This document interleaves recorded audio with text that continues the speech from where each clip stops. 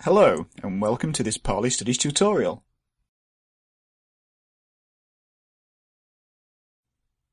This is one in a series of tutorials where we look at pronouns in the Pali language, and in this tutorial we'll be looking at possessive pronouns.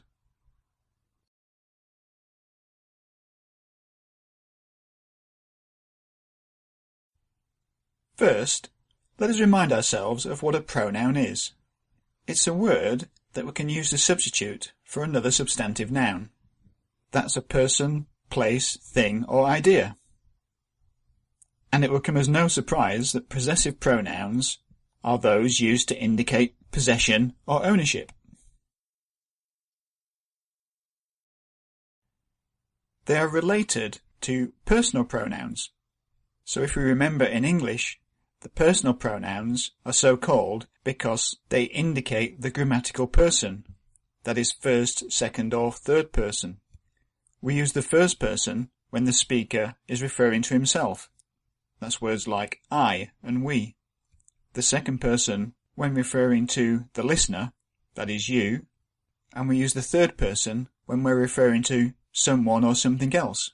That's he, she or it. Like personal pronouns, possessive pronouns in the first and second person also have no gender.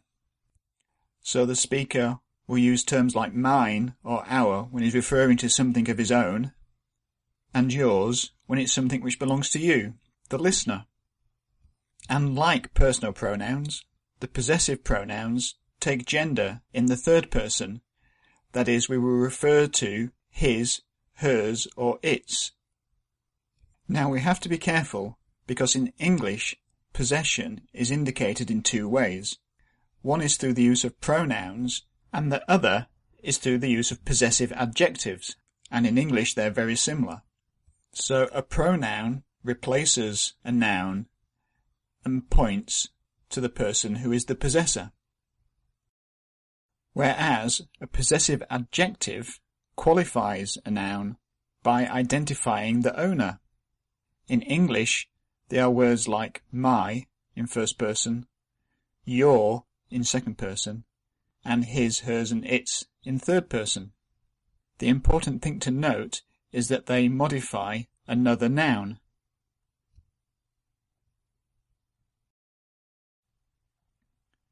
So if we look at the difference between possessive pronouns and adjectives, we can see that when used as a pronoun, they stand alone and act as a noun, that is, taking the place of the subject or object of the verb. So we can give examples like, the white car is mine, yours is the blue coat. And when used as an adjective, they qualify another noun, like in the examples, my car is white and your coat is blue. In fact, the other types of pronouns too can be used in both these two ways. So with the demonstrative pronoun, we can say, this is a happy monk, or this monk is happy.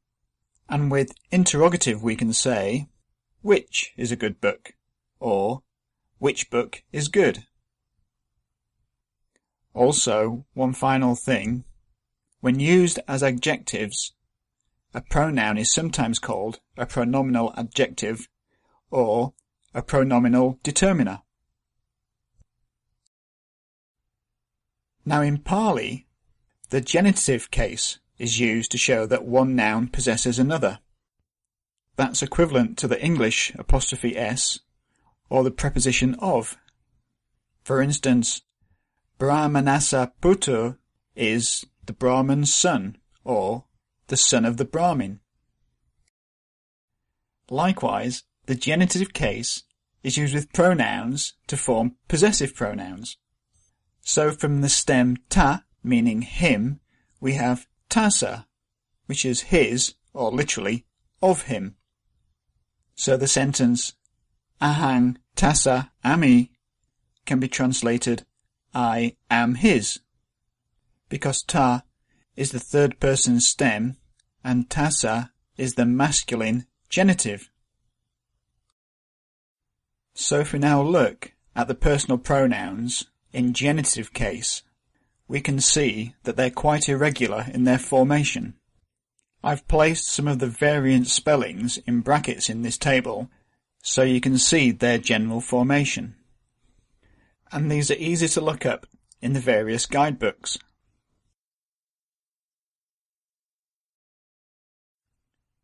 So let's now remind ourselves of the personal pronouns as they appear in both the genitive and the nominative and the accusative cases. Using this, let's look at some examples. Tassa putu. Tassa is feminine, meaning her. Theravada, your doctrine. Mama acharyo mang puchati. My teacher questions me. Tassa ratanani bhavanti. His gems they are. Notice tassa is singular, meaning his, and bhavanti is plural to match ratanani.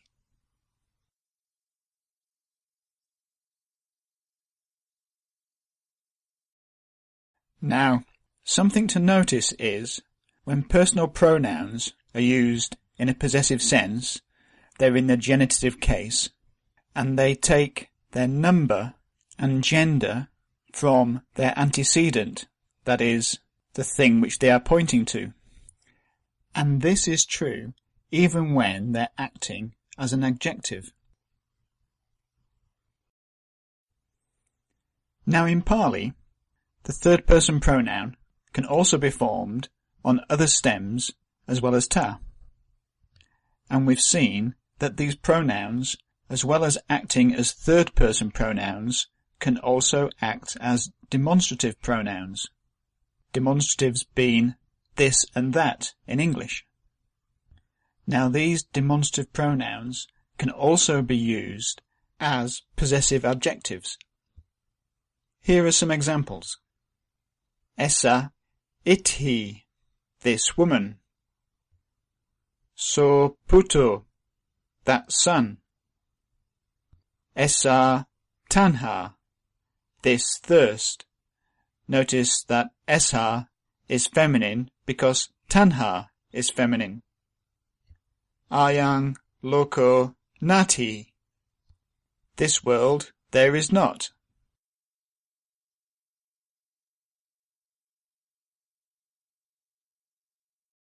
So, unlike the personal possessives, the demonstrative adjectives take the same number, gender and case as the noun that they qualify. Okay, so let's sum up what we've learnt. Possessive pronouns can be used in two ways, that's as substantives or as adjectives. When they are used as substantives, they stand alone, and when they are used as adjectives, they qualify another noun. Third-person possessive pronouns are in the genitive case, and they will agree with their antecedent in gender and number. And that's true of both substantive and adjective pronouns. Finally, demonstrative adjectives will always agree with their qualified noun in gender, number and case. Well, that's about it for possessive pronouns. For more information, visit my website, which is Pali-Studies.blogspot.com.